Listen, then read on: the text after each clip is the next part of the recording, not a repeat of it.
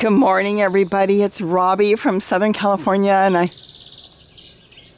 stepped out to listen to the birds, have my coffee with me. Of course, I set it somewhere, and I'm not sure where, but I'll find it, because I ran back to get my camera. The birds are so loud. I hear a weed whacker. The birds have been singing and singing. I'm going to just do a quick kind of nature update and a couple questions to put to you. So I haven't left the house now since a week ago Friday, so I haven't really seen anybody. The occasional person walking by, but that's basically it. And I have worked in the yard. Look, got all my onions done. Well, not all, but the ones I was planning on. Listen.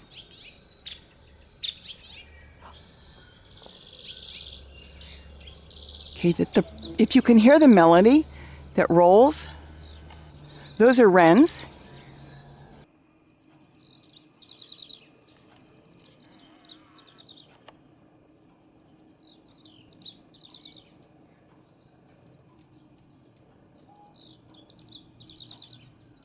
I see a hummingbird up in the tree there. They have nests everywhere. And babies. There's babies hatching. They have nests they're building everywhere. And they're going through more sugar water that I put out than ever before. See, that's a wren. They're so tiny. They're not much bigger than a hummingbird, and they have such a powerful voice. I'll see if I've got some good photos of them, but right now, listen to them. I love them. Those are wrens. The one, if you heard before, that was chirp chirp, that is it was a woodpecker. I'm not sure where he went, but he's in this tree somewhere.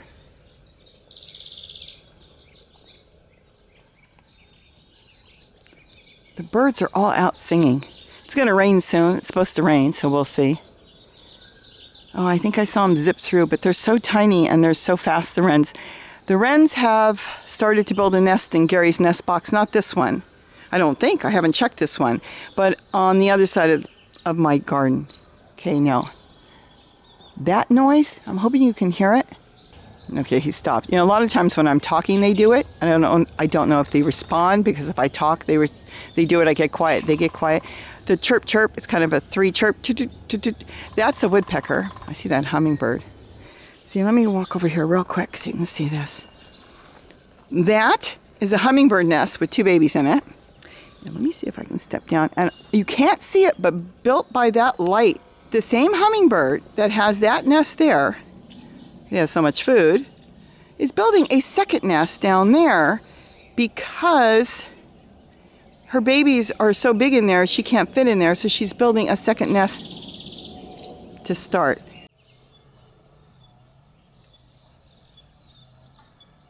This is real. She's doing this 2 feet from me. She's cute. She is building a new nest. Now this is the amazing part. This same hummingbird's got two babies in this nest that she goes back and forth to feed. See that? This is no joke. I've never seen this before. And she decided, since she can't sit in there, look at this wire. Goes all the way down here. This is amazing. She is building, at this moment, a new nest right there. So she is already preparing her new nest. Wow, see the green shade cloth? This generation uses green shade cloth. While she is tending to the two babies that will be leaving the nest very shortly. On her house! She literally has this, I don't know, 20 feet from each other. I don't even know if it's 20 feet. She's got that old nest with two babies in it, and a new nest that she's been frantically putting together for 2 days. Look at that. She's working on it right now.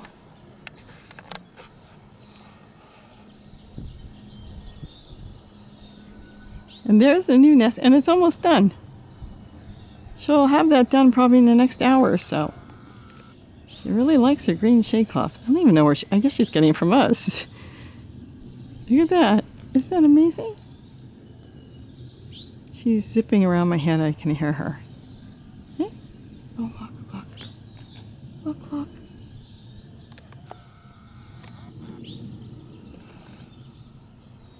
she found some spider web and she's sticking it on.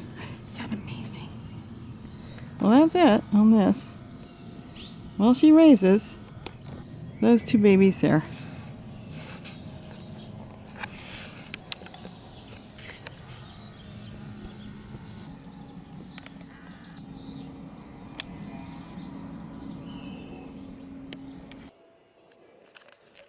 Isn't that fascinating? That is fascinating. It's just so beautiful to hear the birds. Now I hear a plane. We have very few planes flying around. Anyways, let me go back and ask you questions as I talk a little bit on what's going on. I have been working really hard to get the front yard done. I'm just starting to plant some squash in here. We'll see how it goes. I've got one growing, and I composted in place in this big container here, and then I put another container on top.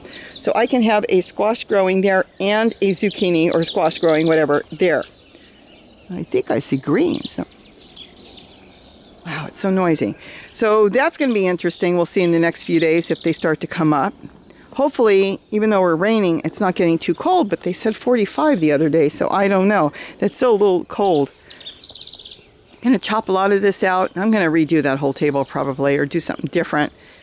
But maybe I'll leave it. It's doing, actually, it doesn't look like much, but it is doing good. I got chamomile growing and onions and just refreshing that up. But this is all here in all these floral pots. And remember, you could grow in anything. You got buckets at this point, grow in anything. Anything. I mean, even that clear one over there that I say don't grow in because they crack, I may grow in it this year.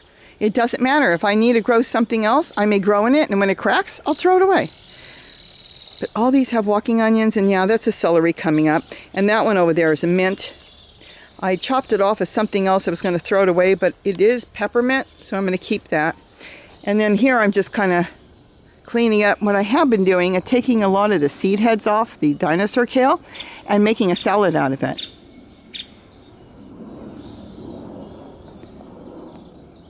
I don't see him, but see that chirp, chirp, chirp? That is a woodpecker. Yeah, I'm not sure where he is. I'm going to keep walking because I really just came out to say hello. This is more of a hello. These are the blueberry plants I've got in here. So I've got blueberry plants here. There's 3 there, 2 of the same variety, 1 of a different variety, and in the back I've got 3 over there also. Same, 2 are the same variety. It's all the way in the back there, and 1 is a different variety. So they'll cross-pollinate, and that's in that. Well, it was a red tub. It's so faded. It's been there for years and years, but still growing strong. All right. I really wish I could show you him, but this is really a thick pine tree, and he could be anywhere in it. There's 3 pine trees here. I hear the hummingbird singing now, and the wren. And periodically that woodpecker makes noise, but I don't know where he is. All right, I'm going to keep walking. Here's my question. We're going to plan on going live more. I've been working, so been tired, so I really haven't gone live, been doing other things. And my mother wants to tell jokes. Let's see, what am I allowed to say about my mother? I can't remember if I'm supposed to say she's 29 or 39 years old. She's my real mother, so you figure it out. My dad is a Navy World War II vet. She married him as soon as he came back from the war. So if you want to believe that she's 29 or 39, whatever age she's going by now, that's perfectly fine. But that's the only age I have ever gotten out of her for many, many, many, many years. And you know what? That's her prerogative.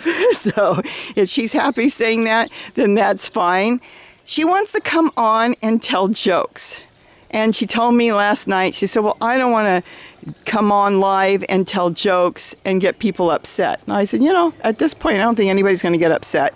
Hey, they get upset over anything. And then you got your internet trolls that come on and they just do things. We don't worry about those people. So I figured, you know what? I'd take a walk out. Oh, I've got to get water in there. And ask, because she said, ask.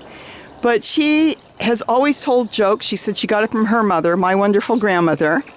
And she said she can't sleep at night, so she's been telling herself jokes. Now, keep in mind, I cannot see my parents right now. I cannot see my brother, my sister, any of my family, my nieces, my nephews, nobody. I haven't even seen my kids. I think I have seen, well, I've seen my daughter. I saw my daughter, wow, I haven't seen my daughter actually in weeks, though we talk every day. I have not seen her.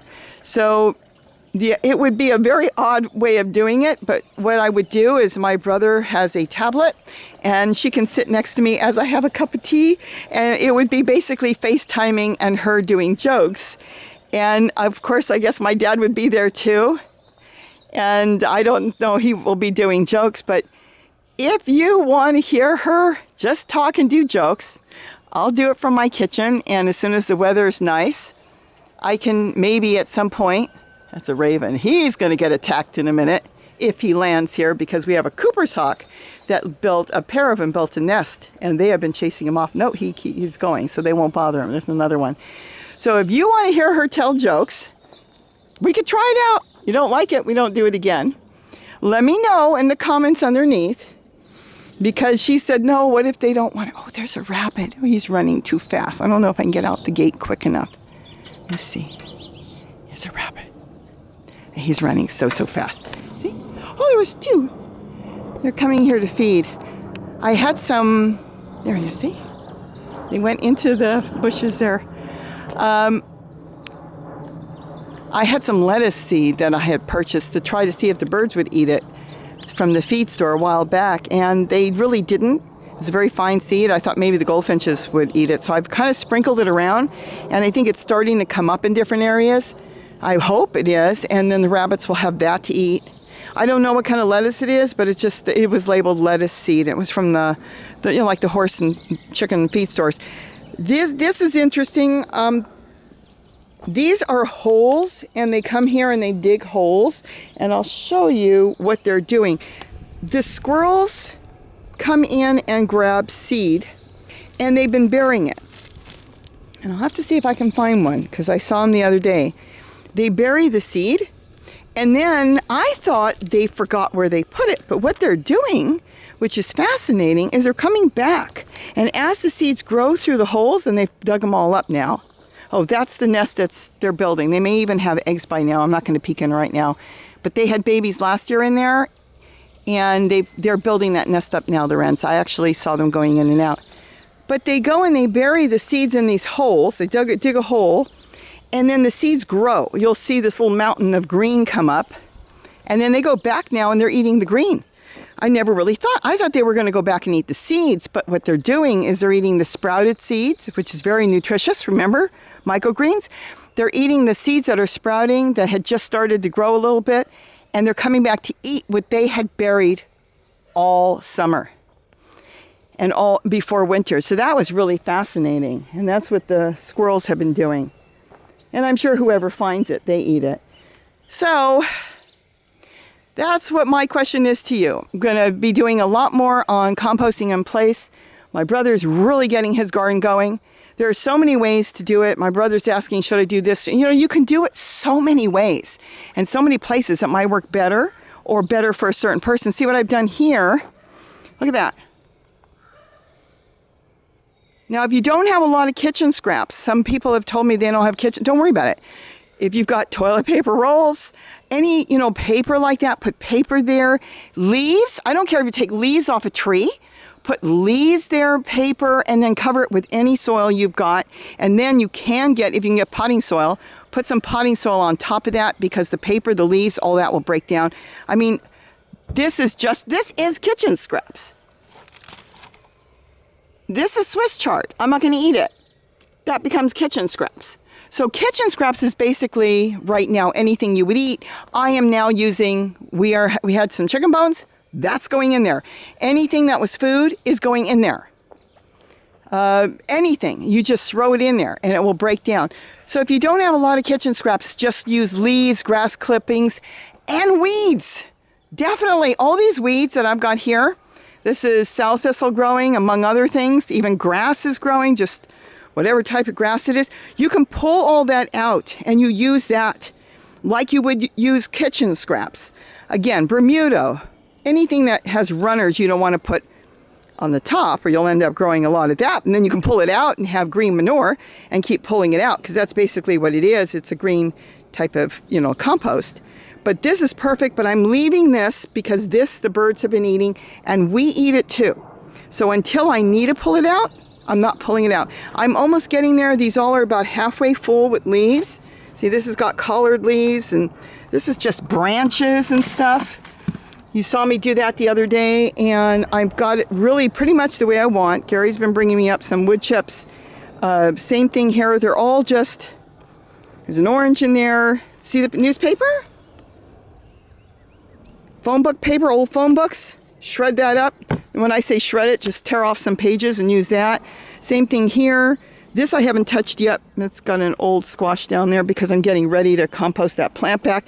That is basically like kitchen scraps. You're going to compost this. This is the one I've been storing. Let's see. See? Shredded paper too. This is the one I've been storing all, I guess you would say, winter. When I didn't know where to put it, eggshells and just anything, I threw it there. But look at this. That's a good example I should show you because I haven't put anything in here for a while. See how it's turning dark? Look at that. This is newspaper and different things. Technically, I'll tell you what would grow in here. See how it's darkening up? Squash would grow in here. There's no squash seeds. If I dropped squash in this matter that's got no wood chips, it's got coffee grinds, and this is just stuff breaking up, turning in the soil, it would grow in here as an old pomegranate that, see, it's rotten, but look at the pomegranate. Look at that. Do you see what's happened to the pomegranate? See that? This is soil being created by fruit that got thrown. See, look at this is the inside of the pomegranate. It's just an old pomegranate for whatever reason we didn't eat. Now, I think you can see that. This is what happens to everything. It's going to turn into black soil. Those dots you see on there, those white dots, that's your microbes, and you know that's eating this pomegranate up and turning the pomegranate into soil. So don't worry what you don't have. Anything's going to break down. You can actually stick a piece of wood in there, and I'll tell you something.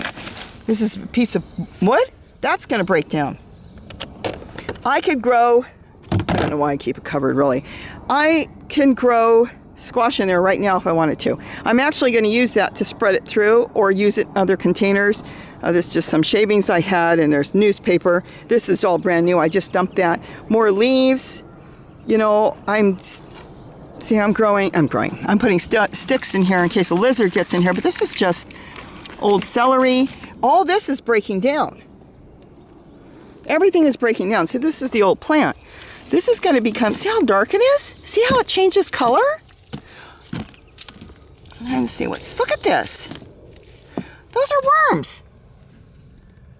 Since you saw me dump all this stuff in, look at all the earthworms. So don't worry what you put in there because this is just part of an old squash plant. Put whatever you've got. The earthworms will come to the newspaper too.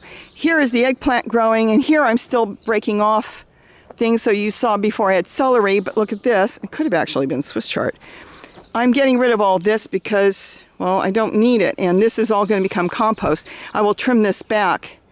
I was thinking of pulling it out, but being that there's plenty of good food to eat on it, I will trim it back right now to where maybe it's spindly on the end, get it to grow bigger there, and use the rest for compost.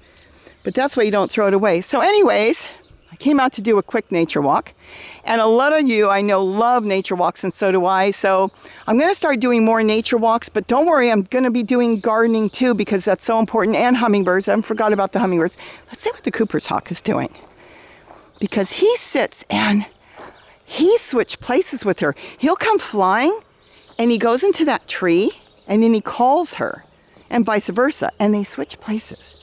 See if there's anything I can see. No, she's just,